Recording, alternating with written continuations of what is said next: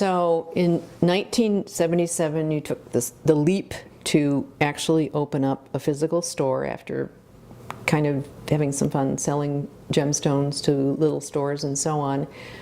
And you combined some of the sources you had from China and Brazil, and the store was called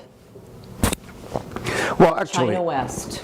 Actually, the Chinawest was a store name by my brother-in-law, Tam Yan. His father had a business in Vancouver for over 30 years when he emigrated from between Philippines and Hong Kong to Vancouver. So it's just a matter of good fortune, good luck using a successful name. But more so, even that our love and heart, Kathy and I have always loved our stones, our gems, and whatnot. But it was a timing issue. 1977, we opened up Chinawest. And I was following the 78, the Deng Xiaoping's opening on his speech, well, after the Tiananmen Square, all the fiasco, the trouble China had. When Deng Xiaoping opened in 78, it was an interesting time because the immediate impact were all the Americans who had left Korea, the Korean War at the time. Many of them are in the 50s and 60s. That's almost a kind of a nostalgia in trying to see or seek Chinese items. When we have decided to use the name Chinawest, almost a total disconnect with the portfolio that we have started with Brazilian, the gemstones and minerals and so on and so forth. But the name was well taken for that particular time and point, because with my father's friends in Hong Kong who are seeking young Chinese here to help them with their exports, their goods, the language was tough. We started with telephone, telex. The Chinawest business, we started with the most modest capital with $3,500, April 1977. In the meantime, Kathy is still working as a recruiter, working for UW Platteville. We lived in Milwaukee. We moved down to Lake Geneva. Our umbilical cord was hard to move. We lived on the UW Platteville campus for a year, and then Milwaukee for another year. Whitewater. And then we moved to Whitewater with the same similar building, almost like we didn't want to quit the university, or we want to go back. Well, anyway, 77 was the really important catalyst open up and in calling the name Chinawest.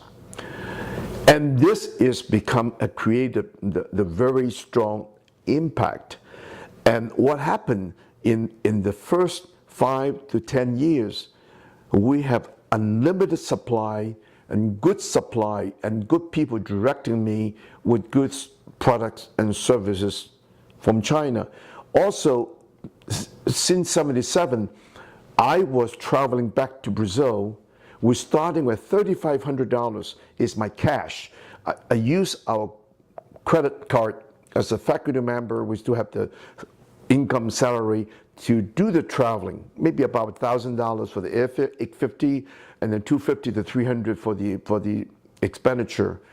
And I started with Sao Paulo, and from Sao Paulo, interestingly, I've been buying from Pedro Custodio, a very good friend, very generous friend. Finally, he walked me to the port. You bought me out. He has a store, but not have enough for wholesale. So he encouraged me to meet with him in Governador Valadares. Where is that? Teofilo Tony. Where is that? That's in the state of Minas. He said, you can ride the bus.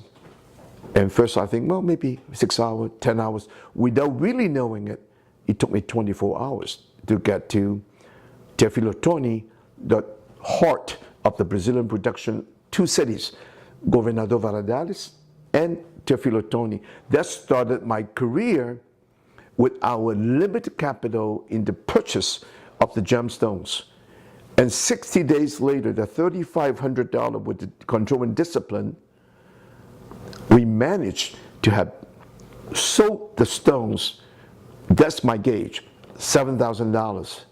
In the meantime, we're working on the credit supply from China. So where we have the Chinese facade in our business, and we are having the support of the loose stones. And in the midst of that, we have noticed, instead of a gift shop, the jewelry that came in from Hong Kong have citrines, have amethysts, have pearls. The jewelry were moving much quicker than the rest. And in the meantime, we learn from our stones, and we learn to make the assembly by going down to Chicago, to the Chicago Mall building, the wholesale building, and to meet up with the manufacturing. At first, even the ethnic groups started with the ethnic Jewish American, and then over the years we had met up with the Chinese, and from the Chinese we met the ethnic Vietnamese and Mexican, all within the entire building.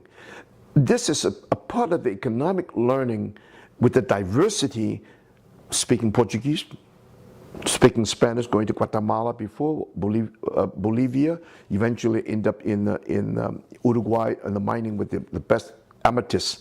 But the language is becoming, we're starting putting this conglomeration by knowing the jewelry cost from Hong Kong, gives the references of the cost of the gold, of the cost of the stone and labor. And we have learned from this supply to articulating how we're going to assemble, producing our products by way of Chicago in the using of the New York catalogs and supply.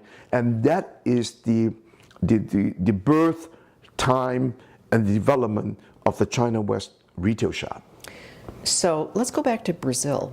When Pedro Pedras said, oh, let's go into Teofilotone, and I know Sao Paulo people never go there, and you took the long bus ride. What did you think when you got there? Oh, I was, first of all, I know Pedro is going to meet me, so I know, but unbeknown to me, the bus ride was supposed to be only between 12 to 16 hours. But because the road was so rugged,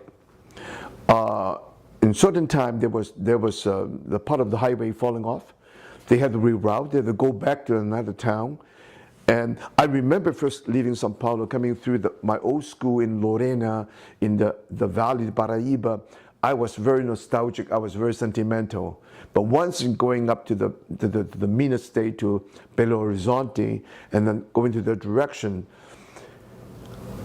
it was, by the time I landed to the city, you know, it was, well, it's not very rugged, it's just totally unbeknown like Sao Paulo. But my living experience in Lorena had given me a much easier familiarization, the transition, the pracinha, the praza, the store. So I suffered no shock, but I was tired after 24 hours riding on the bus. Right.